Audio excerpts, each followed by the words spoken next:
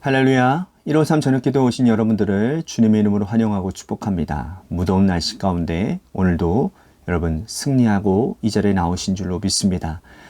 늘 강건하시고요. 오늘 이 저녁 시간에도 큰 은혜 받는 시간이 되기를 소망하겠습니다. 먼저 하나님의 말씀 보도록 합니다. 누가복음 9장 18절 말씀부터 20절 말씀까지 보겠습니다. 누가복음 9장 18절에서 20절 말씀입니다. 우리 같이 한 목소리로 다 함께 봉독하도록 하겠습니다. 시작. 예수께서 따로 기도하실 때에 제자들이 주와 함께 있더니 물어 이르되 무리가 나를 누구라 하느냐. 대답하여 이르시되 세례 요한이라 하고 더러는 엘리야라 더러는 옛 선지자 중에 한 사람이 살아났다 하나이다. 예수께서 이르시되 너희는 나를 누구라 하느냐. 베드로가 대답하여 이르되 하나님의 그리스도이시다 하니. 아멘. 부모가 자녀들을 불러놓고 아주 중요한 이야기를 하려고 할 때에 그 이야기가 자녀들의 인생에 들어가고 먹히는 것은 그 자녀들의 성숙도에 있습니다. 예를 들면 이런 거죠. 몸이 좋지 않은 부모가 세상을 떠날 날이 며칠을 남겨두지 않고 자녀들을 불러놓고서는 세상을 떠나면 너희들이 이 험한 세상을 이렇게 살아가야 된다 라고 자녀들에게 인생의 중요한 교훈과 지침을 알려줍니다. 그때 몇 명의 자녀가 있든지 간에 그 자녀들이 얼마나 성숙하느냐, 그에 따라서 그 부모의 말이 자신의 인생에 귀한 약이 되기도 하고, 그 자녀들이 성숙하지 못하면 어떤 좋은 이야기를 한다 하더라도 그 이야기는 그저 귓전에 흘러가는 바람 소리와 불과하다라는 것이죠. 강의를 하는 강사와 그 강의를 듣는 청중의 이야기도 역시 마찬가지입니다. 강사가 제 아무리 좋은 강의를 준비하고 훌륭한 교수법으로 청중들에게 좋은 강의라고 한들 청중들이 그 강의를 받아들일 만한 어떤 내적인 성숙과 준비가 되어 있지 않으면 그 강의는 자신들의 영혼과 마음을 움직이지 못할 것이라는 거죠. 수많은 청중이 있다 하더라도 어떤 이는 그 강의를 마음을 열고 받아들이는 사람들이 있을 것이고, 어떤 사람들은 억지로 마지못해 그 자리에 앉아있는 사람들도 있었을 것입니다. 그냥 겉보기에는 똑같아 보이지만 마음의 자세에 따라 얼마나 다른지 모른다는 것이죠. 오늘 본문에 예수님께서 제자들에게 아주 중요한 말씀을 2번이나 전하고 있습니다. 그런데 제자들의 영혼의 성숙도가 주께서 전하시는 2번의 이 중요한 말씀을 받아들일 만한 준비가 되어 있지 않은 것이죠. 그들의 영혼의 마음밭이 문제인 것입니다. 오늘 우리가 이 말씀을 통해서 나는 주님의 말씀을 수용하고 받아들일 만한 영적인 성숙도가 갖추어져 있는 사람인가? 내 영혼은 주님 앞에 어떤 말씀을 하시든지 간에 마음을 열고 받아들일 만한 영혼의 자세가 되어 있는가? 우리 자신의 마음밭을 한번 점검해 보는 시간이 되었으면 좋겠습니다. 자, 여러분, 예수님께서 이 땅에 오신 목적은 뭡니까? 온 인류를 구원하시기 위함이지요. 즉 십자가였습니다. 주님은 그 십자가를 중심에 잡아놓고 이 땅에서 사역해 가셨습니다. 제자들을 부르셨습니다. 제자들을 부르실 때에 나는 죽기 위해 너희를 부른다 라고 말씀하시지 않았습니다. 왜요? 아직까지 제자들이 처음에는 주님의 말씀을 받아들일 만한 준비가 되어 있지 않았기 때문입니다. 오랫동안 함께 생활하시다가 때가 되면 주께서 그 말씀을 하시려고 그 때를 기다리고 또 기다리고 계셨던 것이죠.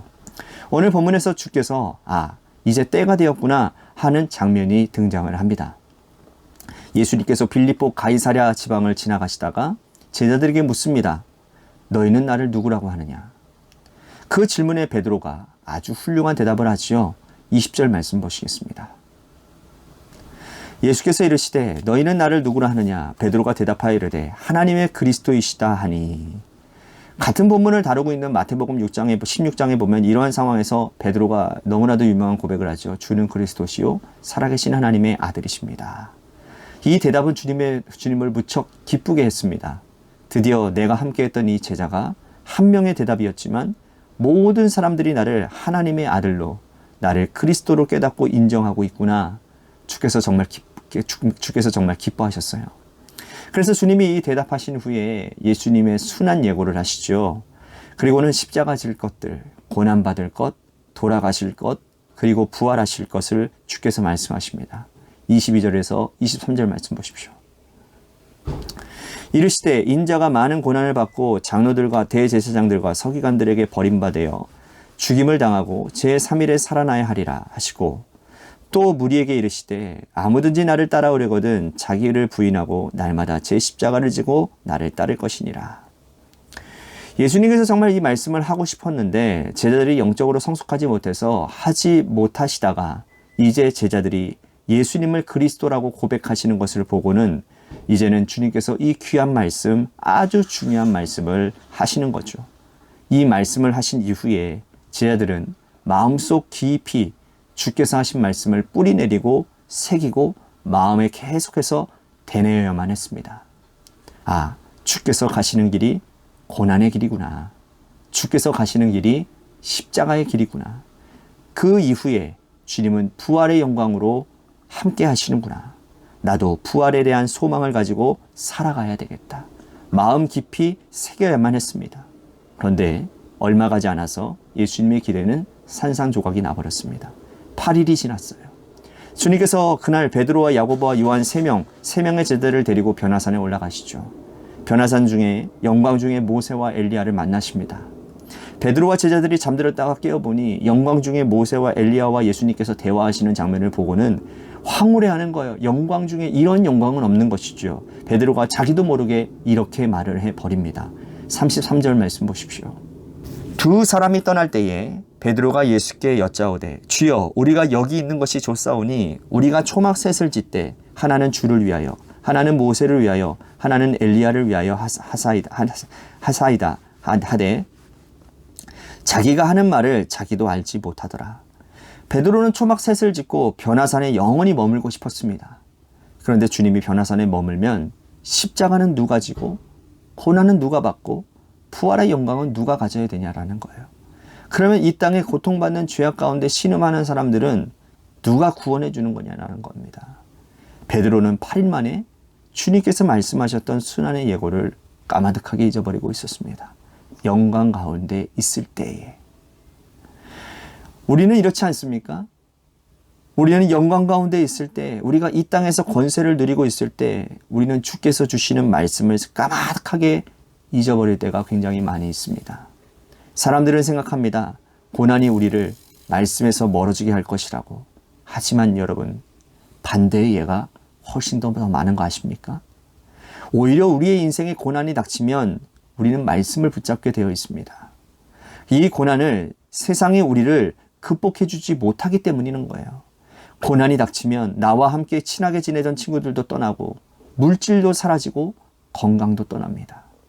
그러면 사람들은 말씀을 주님을 붙잡을 수밖에 없어요.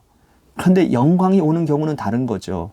물질이 부가 더 차고 넘쳐서 누리게 되고 자녀들은 하는 일들마다 잘 되고 나는 건강하고 그때 우리는 주님께서 우리에게 주신 십자가의 말씀을 잊어버립니다. 이대로가 좋사오니. 예수님께서 이 땅에 오신 목적이 십자가인 것처럼 성도가 살아가는 목적도 십자가가 되어야 되는데 말이죠. 십자가를 지고 고난받고 그 이후에야 그 고난의 십자가를 통과한 이후에야 우리에게는 영광이 주어지게 되는 겁니다.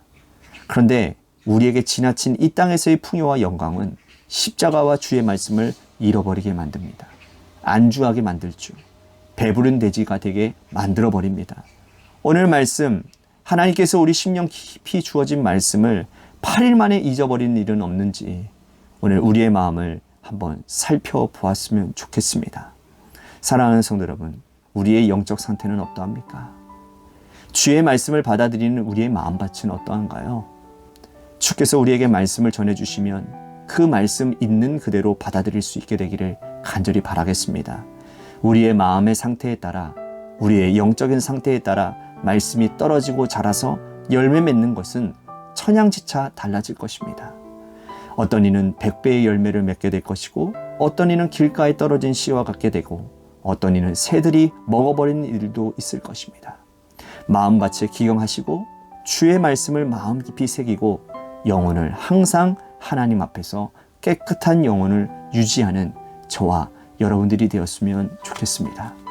오늘 말씀을 생각하면서 우리 같이 기도했으면 좋겠습니다. 우리의 마음밭이 하나님의 말씀이 언제든 떠져도 그 말씀이 하나님의 말씀이 결실을 맺는 그러한 나의 신앙이 되도록 인도해 주시옵소서.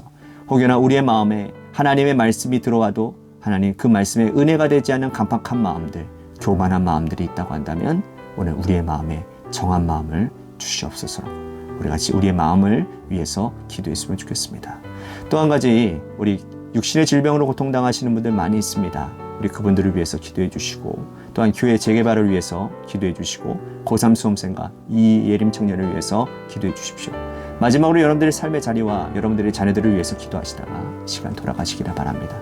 노래 끝날 때까지 함께 기도하며 나아가겠습니다. 기도하시겠습니다.